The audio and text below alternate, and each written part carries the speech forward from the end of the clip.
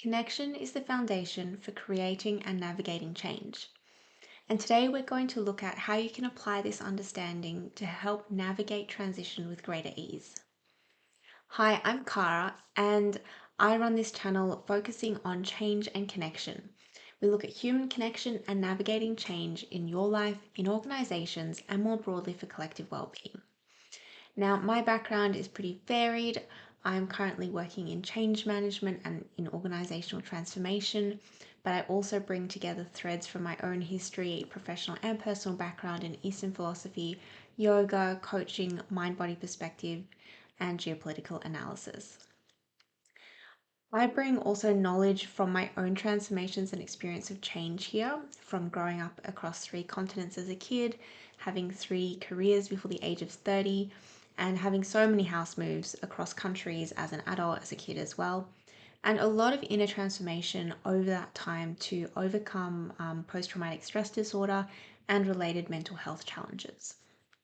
So, this has helped shape my understanding of change and the process of change and what that looks like for individuals and for organizations more broadly. But ultimately, organizations are made up of individuals, and so they are so very related. But today we're going to talk about how connection plays such a big role in transition and change, both for yourself and any community, organization, or greater system that you work within.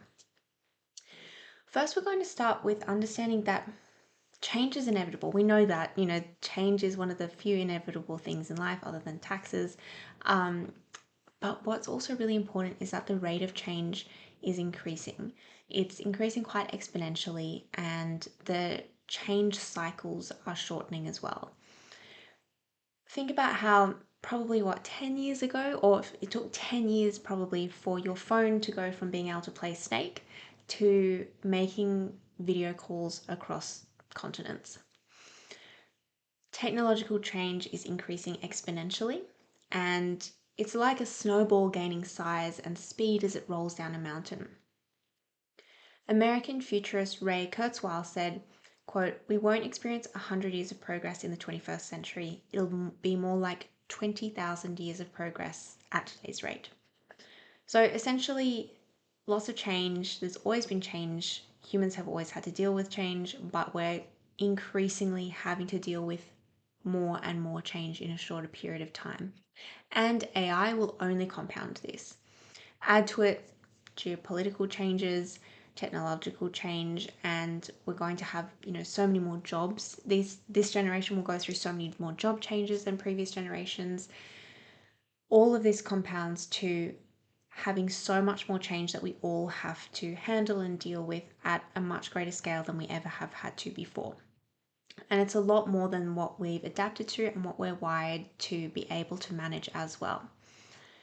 And as humans, we tend to prefer the unpleasant familiar over the discomfort of change, even if the change is just something much better, because we prefer the familiar. So if you want to create the life of your dreams, or even just keep up with the current rate of change without feeling completely overwhelmed, we want to make sure that you can adapt. And to do so, we want to harness the power of connection. Now, connection seems soft, but it's not. It's literally the foundation for you, your community, your organizations, and for our world to thrive. We have connection to self, so connection to you, who you are, your essence, what you want to express in the world, your boundaries, your identity narratives. We have connection with community and organizations. We have connection with greater society and the ecosystem in which we live. And we have connection between each of these layers. The individual influences the organization and society, and vice versa. So there is connection within and between each layer. But how does this help you with change in your life or business or organization? Ideally, we want strong connections that flow smoothly between all layers, what I call connection infrastructure. So we want to build and strengthen this.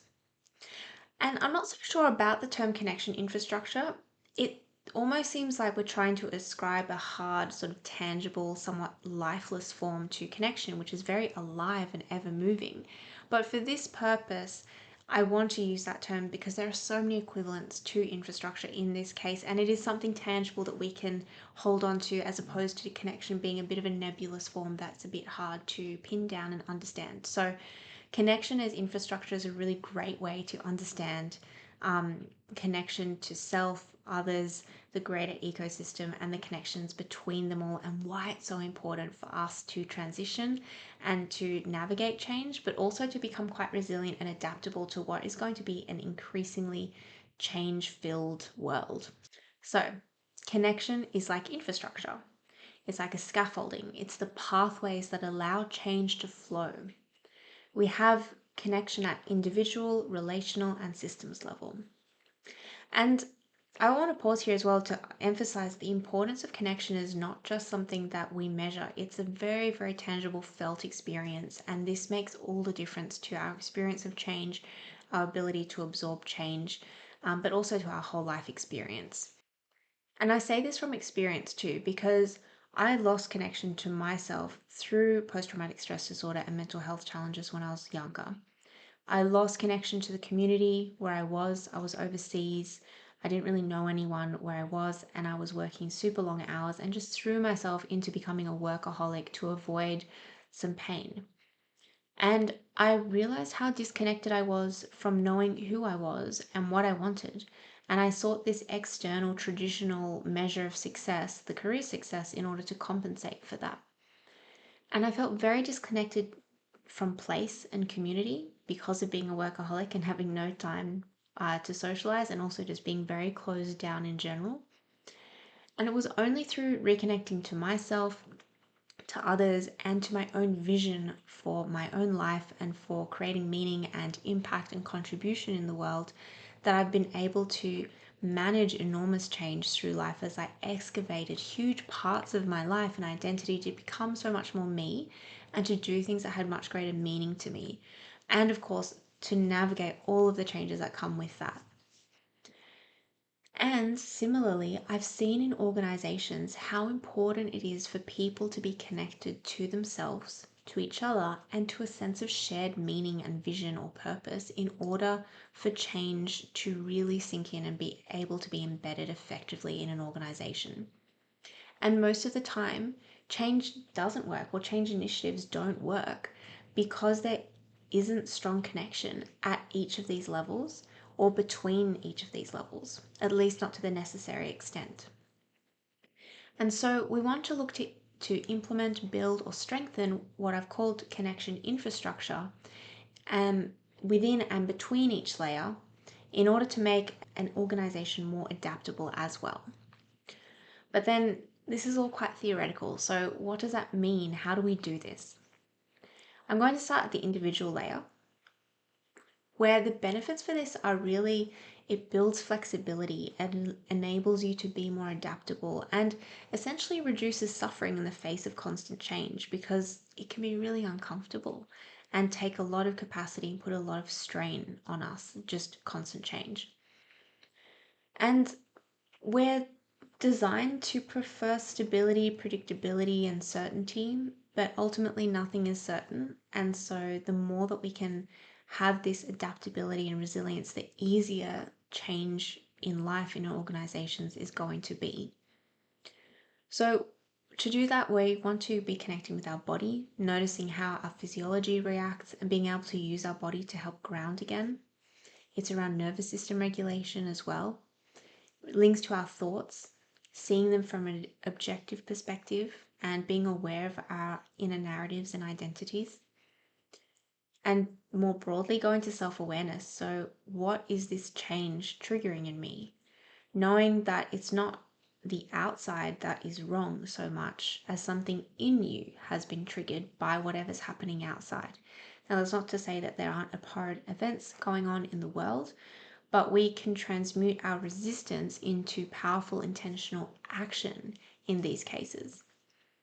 And in other cases, allowing external circumstances to help show us where we're still seeking something from outside. So it's really being able to use change as a way to expand our self-awareness and grow as well. But ultimately, we want to have that firm grounding in ourselves to be aware of who we are and really connect deeply to that inner stability and ultimately to our essence.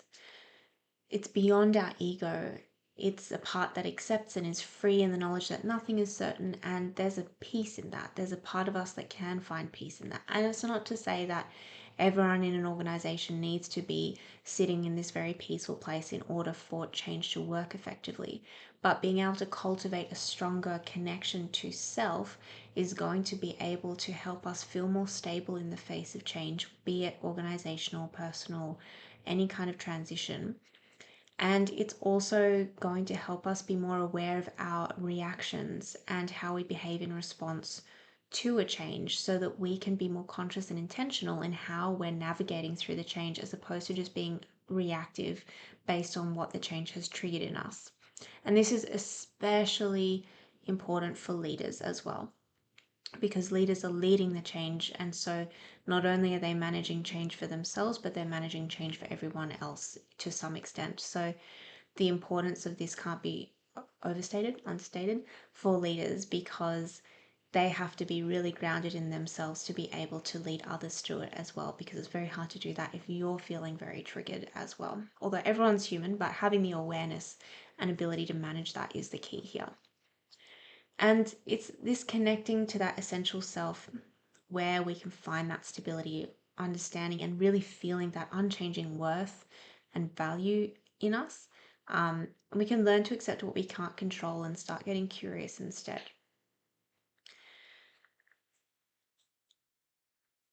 And it's connecting with this self, this essence, through the connection pathways, scaffolding, infrastructure of mind, body, and awareness is what will ultimately help navigate through the roughest of changes while also gaining clarity and spaciousness to both design and create the life of your dreams. Whether, again, be it the life of your dreams or just navigating through some change at work or a rough patch in life, etc. So it really is applicable to any kind of transition. But of course, it is a significant journey to get there, and so we start with one thing at a time. And it's also understanding how we're all connected. So the infrastructure, pathway, scaffolding that we have here, it's important within us, and it's important in how it shows up between us and others. So in our interpersonal relationships, in our team dynamics, in our community. So connection infrastructure at the individual level is the pathways within us. Then we get to the relational level, which is where the connection as infrastructure is the connections between people. And it's not just a simple connection, maybe like a conversation, but it's the nature of these connections between people. It's the quality of these connections. It's what kind of skill sets that each person brings to the interaction in terms of emotional intelligence or the ability to self-regulate and hold space for another or offer compassion to another. And it's also the structures that enable these relationships to unfold as well. So, of course, relationships with other people are influenced by your inner state in terms of how you show up, how you perceive and treat others, as well as the context. What are the external forces shaping community and relationships of all kinds, such as, say, the cost of living pressures that may be on a couple or a family, or how a supportive community can help parents and children to thrive. Or more broadly, for example, how COVID shaped how we relate to each other, or how natural disasters or geopolitical events change how individuals and communities interact. So, connection infrastructure at the relational level are the pathways between us. It's, as I mentioned, that emotional intelligence to how we relate to each other, our ability and capacity to listen to each other, to hold space, to support, manage conflict, have healthy boundaries, have difficult conversations. It's how we treat each other, friends, family, colleagues, and strangers, people who don't share your views. How do we treat them? How do we interact with people on the soccer team, your dance community, your gym? It's also your peer support, your community connections. All of these are so core to your well-being. And it's around relationship to your surroundings and nature, place, and sense of belonging.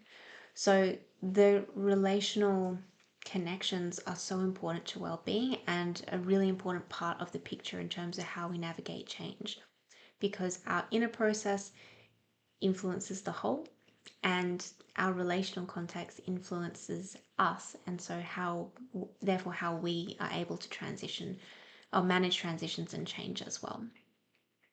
And then looking at the final layer with the systems level. So in an organization, this looks like your culture, processes, feedback systems, leadership, communications channels, the levels of trust and collaboration within an organization, connection with mission and sense of shared purpose, the quality of sponsorship, like a change sponsor, inclusion and psychological safety. So similarly to an organization, it's the systems we live in. So these same things apply to an organization or a broader system in terms of the quality of trust, collaboration, leadership, communications channels, connecting with shared values, and having an open dialogue and space for differences and disagreement. And it's so much about leadership at this level as well, because being able to lead change is such an important skill that every leader, manager needs to have, whether in an organization, in a community, as a change agent, etc. So there's connection infrastructure at the systems level where there are pathways between individuals, groups, and metastructures like organizations and society as a whole. Now, you, me, every individual, every organization, every community faces unprecedented levels of change, and this is only going to increase over time.